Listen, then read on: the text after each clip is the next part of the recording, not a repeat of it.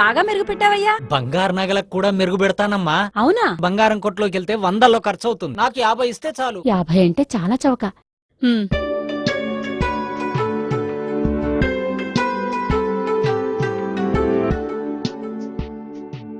చాలా కాలంగా ఒంటి మీద ఉన్నాయి కదమ్మా, బాగా మురికి పట్టేసినట్టున్నాయి. ఓ పని చేయండి, ఓ గంట సేపు ఈ గిన్నెలోనే ఉండనిచ్చి నీటితో కడిగి వేసుకోండి. సరే. అమ్మా డబ్బులిస్తే.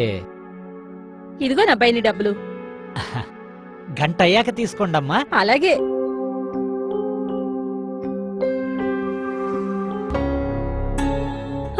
చూశారుగా, ఇలాంటి సంఘటనలు నగరంలో ఎన్నో జరుగుతున్నాయి. మోసగాళ్ల మాయలో పడి మీ బంగారం నగదు కోల్పోకండి. సాయం కోసం డయల్ 100. నమస్తే, డైల్ 100. Be alert.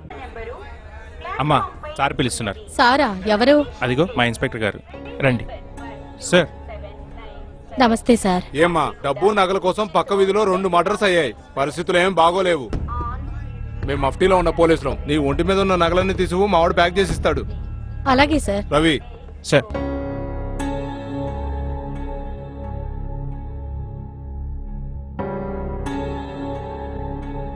అవి ప్యాక్ చేయి. Yes sir. చూడమ్మా, మీ మంచి గురించే కదమ్మా మేము చెప్పేది. ఇలా నిర్లక్ష్యంగా ఉంటే ఎలా? సార్. జాగ్రత్తగా ఆవిడ బ్యాగ్ లో పెట్టు. Thanks sir. జాగ్రత్త అమ్మా.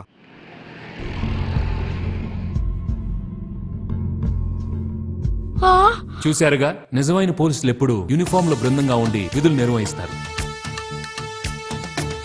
మఫ్టీలో ఉన్నామంటూ సోదా చేయాలంటూ మిమ్మల్ని భయపెడుతున్నారంటే వాళ్ళు ఖచ్చితంగా నకిలీ పోలీసే.